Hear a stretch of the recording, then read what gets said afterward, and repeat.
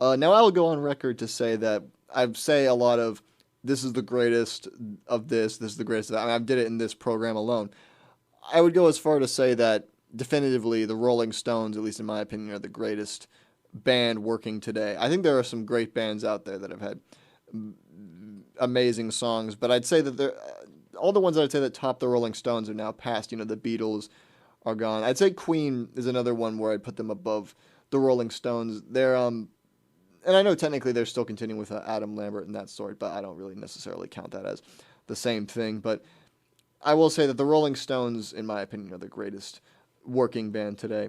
And as we know, if you follow the Rolling Stones, it's been about 18 years now, I believe, since their last album of original material, which was A Bigger Bang, the name of it, released in 2005. 2016, 7 years ago, was their last album, recorded album. I believe they have released a few live albums, compilation albums in the time since, but that was their last album, Blue and Lonesome, which was, from my remembrance, a compilation of blues covers they did, which was, I have not actually heard, I have heard it was good, I have heard that.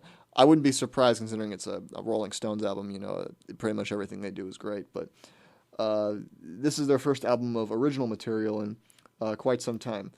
So it hasn't been released yet, obviously. I believe the 20th is the official release date, the 20th of October. So we won't actually be back on the air again until it is released, and I definitely will have more to say about it at that point. But from what we know at the moment, according to You Discover Music, because I did want to, get sources of this, I didn't want to just, I don't think any logical person should take just my word as what is happening. I think I should cite myself here. This album is a 12-song project, and that Charlie Watts is featured on 2 tracks titled Mess It Up and Live by the Sword. This I'm not exactly sure of, but I believe I had read there was a song that in effect acted as a tribute to Charlie Watts. I could be wrong on that, but I'll check that. And so far there have been 2 songs released. I believe the first one they released for this album was maybe a little over a month ago. I know it was in September, which was Angry, and then Sweet Sounds of Heaven, which they released just over a week ago, I believe maybe 2 weeks ago. And that, as I had mentioned before, that when going over this is their first album in 7 years. This album also includes quite a bit of other musicians will be playing on it that I find pretty interesting. Elton John, the former Stones bass player, Bill Wyman, and Paul frickin' McCartney will be playing on the album, which I find interesting. That I thought I read it when this album was first announced, which it was not officially announced by name. It was more of just a Hollywood Reporter-esque article. It might not have been them, but an entertainment website article had listed that the Stones were working on a new album earlier this year, I believe it was, that I thought listed Paul and Ringo were going to be playing on this album, but I've only ever seen confirmation of Paul. I guess that must be some sort of mistake.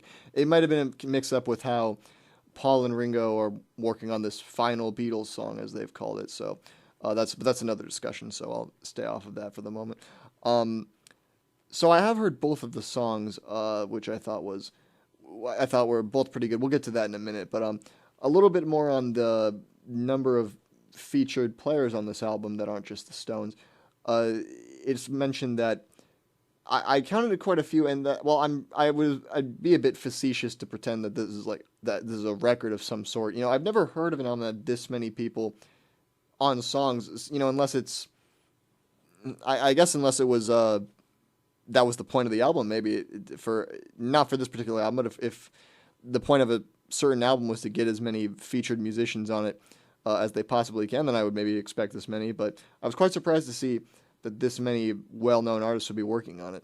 And I was also happy to see that, with the exception of, Lady Gaga, obviously, that they're all kind of a similar era to the Stones, that it was almost like obviously, if you've gouged anything from listening to this program, I very much enjoy that era of music, and it'll be nice to hear a lot of these musicians play a part on this new album. I'm very looking forward to that, to hearing all of them come together for a new Rolling Stones album. What more noble a cause to get together for than to get a new Rolling Stones album? I was wondering when we would ever get another one. Now, of course, not to be rude to the Stones, they work at whatever pace they want. Once you get to a certain point when you've sold enough albums, you just work on whatever you want. Work at your own pace. Don't worry about what other people are going to say about it.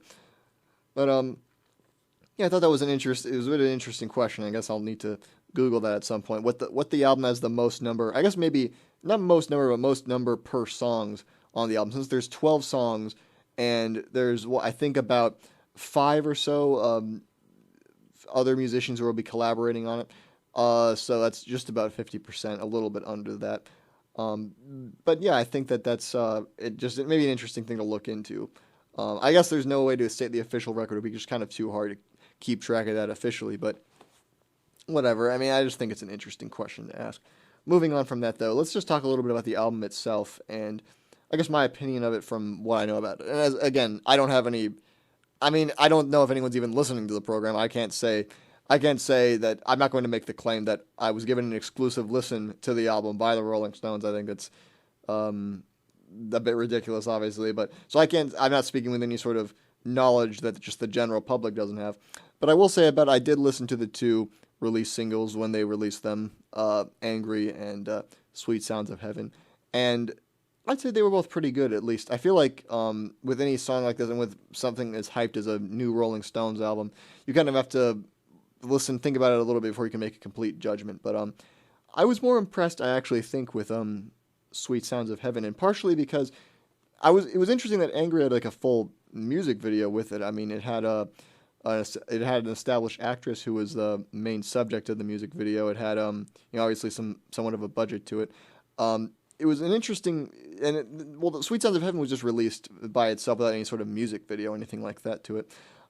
So I thought it was a bit interesting that I thought at first, having the kind of music taste I do, that Angry, knowing the kind of song it is, I would be more impressed with. And that was a good song as well, but I was actually more impressed, honestly, with Sweet Sounds of Heaven, because personally I'm not really a big fan of Lady Gaga. I mean, nothing against her personally. It's not even a dislike of her music per se. There's a bit of a difference between disliking someone's work and just not really being into it. So it's not even a dislike. I'm just not really an active listener of her music. But I thought it actually worked.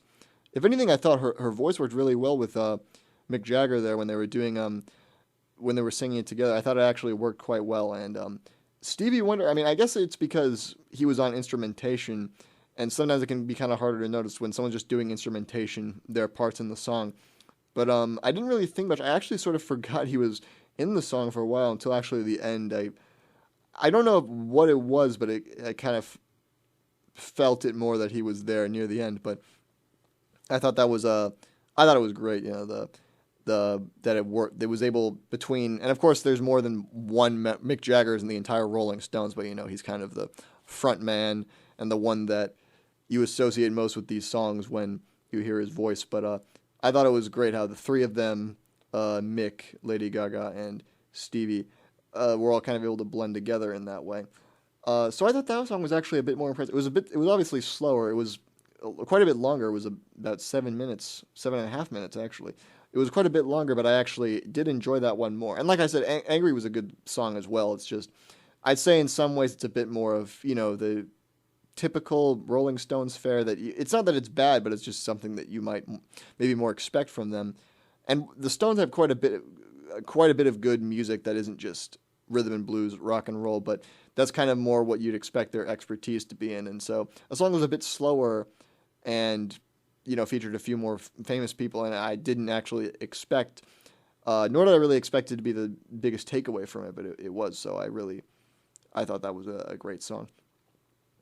So as for the other songs, I think that really, I guess I would say I have no major expectations for what they will be. I'm looking forward. I guess if I was to say what songs I'd be looking forward to the most in this album, the 2 that include Charlie Watts, just because I'm sure, I just think it would be great to hear the last few songs that we know of, for sure of at least, that he had worked on during his time with the Stones. I think it would be great to hear.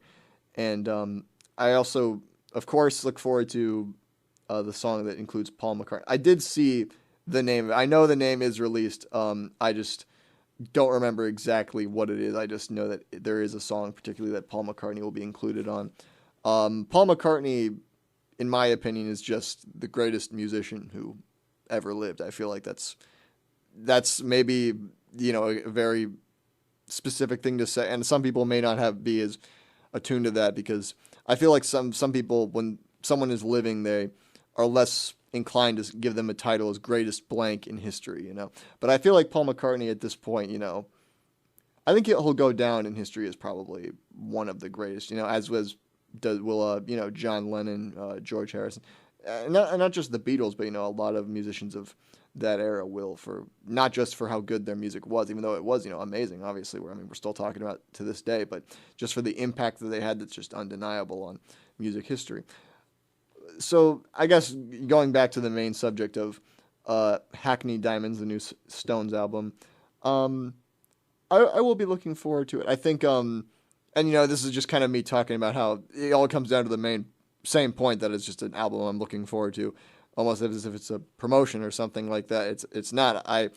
If I had problem with it, I would mention it here. But I think that it's so far good. But I can't make an overall judgment on it, because those two songs, like while I said, were good. It's it's just hard to say exactly, because I guess just because we only have two songs out of the 12 so far, not just 1/6 of the entire material. But I'm sure it will be good. I'm sure that it'll be, at least be, and again, like anything, you'll have to listen to it a few times to get a full feel of how much of the enjoyment of it comes from just being happy that the Stones have released something after a while, how much of it comes from genuinely the work itself. But like I mentioned, and I'll mention maybe why for a second later, in case anyone's interested. But the show actually won't be on the air next Thursday. But the Thursday afterwards, I will, and I'll give my general thoughts on the album then. So, yeah, that's all really on the album specifically. Looking forward to it. The Stones, as I mentioned, personally, the greatest band working today, in my opinion. And hey, I think they're a great contender for. I wouldn't personally rank them this high, but I would definitely understand why anyone would rank them as greatest band of all time. So, hey, I just want to say that I appreciate that they still are looking out to do something for the fans. And it's probably not just for the fans. I'm sure they kind of miss the feeling of working on a new album together. But I appreciate that they'll be releasing a new album for us all to enjoy. And I'll be right here to listen to it when it finally releases.